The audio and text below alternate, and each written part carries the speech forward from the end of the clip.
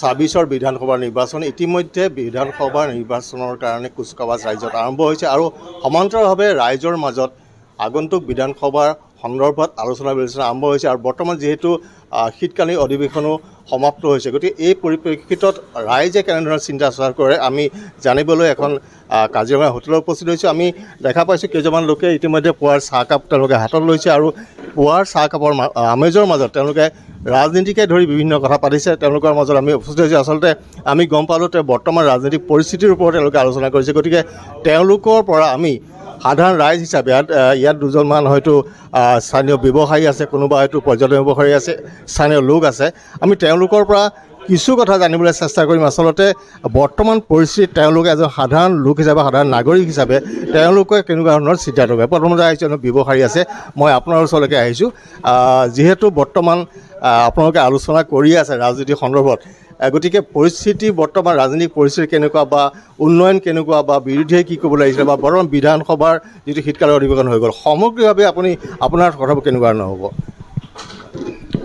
চব প্ৰথম কথা হ'ল কি, মই ভাৰতীয় জনতা পাৰ্টি হওক বা কোনো ৰাজনৈতিক দলৰ এটকীয়া সদস্যও নহয়, কিন্তু আজিৰ তাৰিখত আমি অন্তিমখন শীতকালীন অধিৱেশনখন চালোঁ। অপ্ৰতিৰোধ্য বিজেপিক ৰুধিব পৰা শক্তি এই মুহূৰ্তত নাই।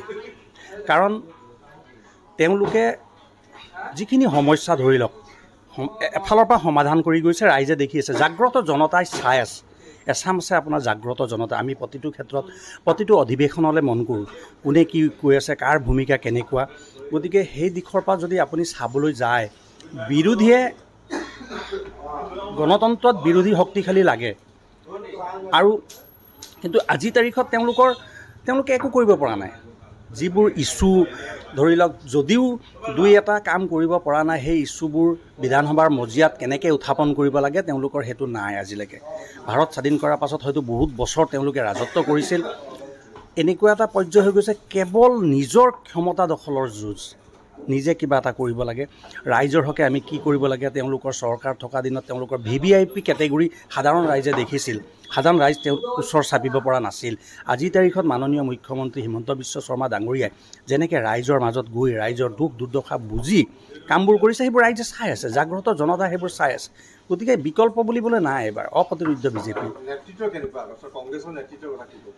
তেওঁলোকৰ নেতৃত্ব ল'ব পৰা ব্যক্তিয়ে নাই। নেতৃত্ব ধৰি লওক নেতা সেইজন যিজনে আৰু 10জনক জিকাই আনিব পৰা ক্ষমতা থাকিব লাগিব, সেইজনক নেতা বুলি কয়। ৰকিবুল হুছেইনে নিজৰ পুত্ৰকে নিজৰ সমষ্টিত জিকাব পৰা নাই, তেওঁক আপুনি নেতা বুলি কেনেকৈ ক'ব?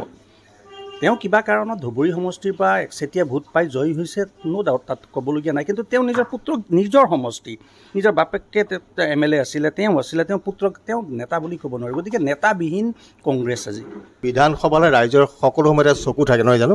গতিকে বিধানসভা যিহেতু আমাৰ শীতকালীন অধিৱেশন হৈ গৈছে, ৰাইজৰ এটা কথা আহিছে, তাত আচলতে ৰাইজৰ সমস্যাতকৈ বিভিন্ন পাতলীয়া কথা বা হাঁহি ধেমালি এটা আহি আছে। কি ক'ব সেই ওপৰত? আচলতে অসমৰ ৰাজনীতিটো কোন দিশে গৈ আছে ক'বলৈও দিগদাৰ হৈছে। এনেতো এখন সুস্থিৰ চৰকাৰ আছে আৰু আমি ভাবোঁ ৰাজনীতিটো যিটো নীতিত এটা দৰ্শন থকাটো উচিত। কিন্তু ক'ৰবাত আমাৰ এতিয়া সবল গণতন্ত্ৰ হ'বলৈ বিৰোধীৰ স্থিতিটো ঠিক হ'ব লাগে, কিন্তু বিৰোধীৰ স্থিতি আমি কোনো তেনেকুৱা ভাল দেখা নাই।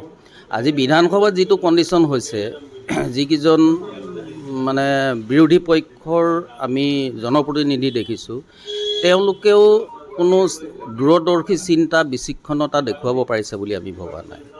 আৰু মূলতঃ কথা হৈছে কি, বৰ্তমান শাসক পক্ষত থকা যিখন চৰকাৰৰ যিজনে নেতৃত্ব দি আছে, তেওঁলোকক ডাইভাৰ্ট কৰি যিটোকে দেখুৱাইছে সেইটোতে জঁপিয়াই পৰা নিচিনা হৈছে, কিন্তু তেওঁলোকৰ তাত বিচক্ষণতাটোৰ আমি অভাৱ দেখিছোঁ।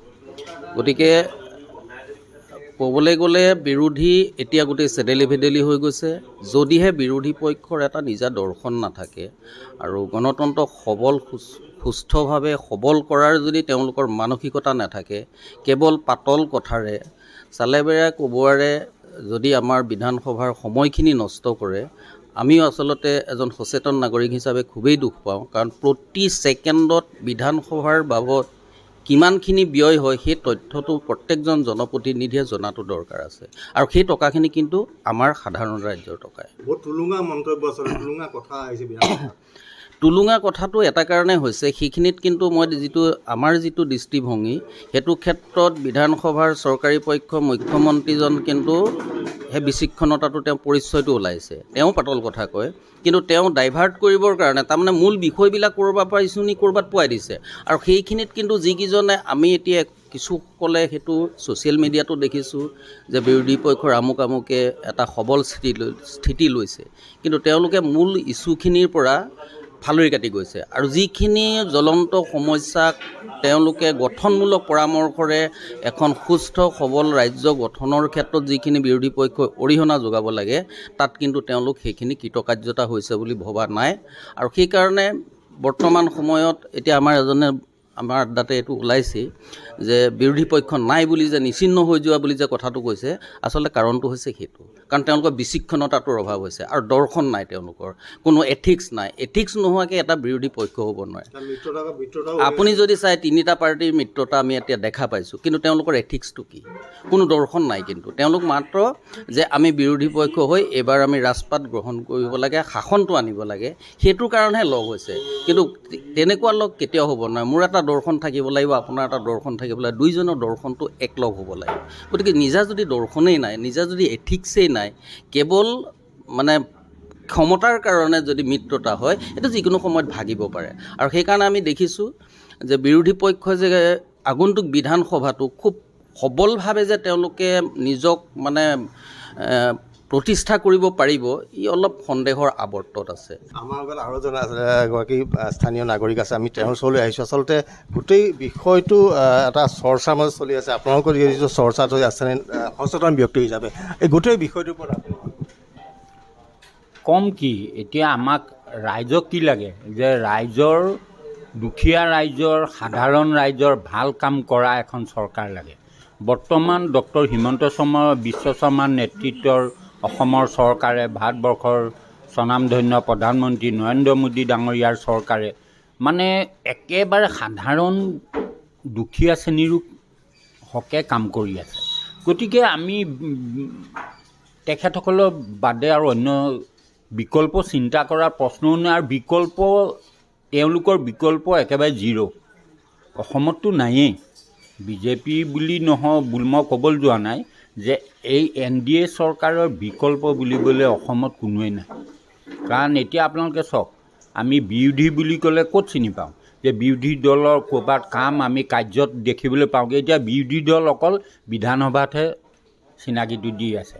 তাৰমানে চৰকাৰে, মুখ্যমন্ত্ৰীয়ে কিবা এটা ক'লে বিৰোধী পক্ষই হাল্লা কৰিব লাগে, সেইটো নামতহে বিৰোধী। বাকী কাৰ্যক্ষেত্ৰত, ৰাজ্যৰ ক্ষেত্ৰত কোনো নাই। আৰু এতিয়া বিৰোধী পক্ষৰ নেতৃত্বে ৰাহুল গান্ধীয়ে কওক, গৌৰৱ গগৈয়ে কওক, মানে কোনো দলৰ নেতৃত্ব ল'ব পৰা তেওঁলোক ব্যক্তিয়ে নহয়। আজি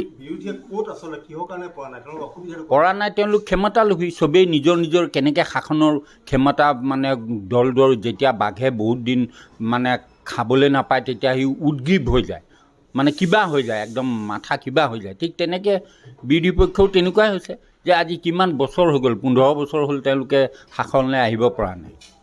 কেনেকৈ আহিব পাৰিব? আপোনাক মই এটা উদাহৰণ দিওঁ সাধাৰণ। মোৰ গাড়ীৰ ড্ৰাইভাৰটোৱে আগতে DTO অফিচ, MVI অফিচ বুলি ক'লে একদম দুৰ্নীতিৰ সম্ৰাট আছিলে। ঘোচ নিদিলে আপুনি ড্ৰাইভিং লাইচেঞ্চ নাপায়। এতিয়া মোৰ ড্ৰাইভাৰটোৱে ইণ্টাৰভিউ দিলে, ঘৰত আহি লাইচেঞ্চ বাই পোষ্ট পালেহি। এতিয়া আমাৰ কাজিৰঙাতে কিমান টুৰিজিম আমি ব্যৱসায় কৰি আছোঁ, কিমান ডেভেলপমেণ্ট কৰিছে তেখেতে। আৰু আটাইতকৈ ডাঙৰ কথা শুনক, অপজিশ্যনৰ এজন মুখ্যমন্ত্ৰীও আছিলে অসমত। আমি তেওঁৰ ওচৰলৈ যাওঁতে তেওঁক ক'লোঁ যে আমাৰ সমস্যাৰ বিষয়ে তেওঁ টিলিকি মাৰি উৰাই দিলে, বুলিয়েই নক'লে। কিন্তু বৰ্তমান ডক্টৰ হিমন্ত বিশ্ব শৰ্মা ডাঙৰীয়াক ৰাজহুৱা সভাৰ মাজৰ পৰা চিঞৰি ক'লেও তেওঁ সমস্যাটো আহি ওচৰত সমস্যাৰ বুজ লয়। আৰু ছ'চিয়েল মিডিয়াৰ যোগে কোনোবা দুখীয়া মানুহে যদি চিকিৎসা কৰিব পৰা নাই বেমাৰী, যদি তেওঁক আপিল কৰে, লগে লগে সেই ডিষ্ট্ৰিক্টৰ ডিচিক তেওঁৰ ঘৰলৈ পঠাই দিয়ে। এনেকুৱা এজন বাপৰে বাপ, ভাষা নাই তেওঁ কি ভাষাৰে আমি বিভূষিত কৰিম। দুখীয়াৰ এজন আমি ভাল নেতা পাইছোঁ, দুখীয়াৰ কল্যাণৰ কাৰণে এজন মুখ্যমন্ত্ৰী পাইছোঁ। তেখেতক আমি কমেও মিনিমাম 50 বছৰলৈকে আমি মুখ্যমন্ত্ৰী বিচাৰিছোঁ।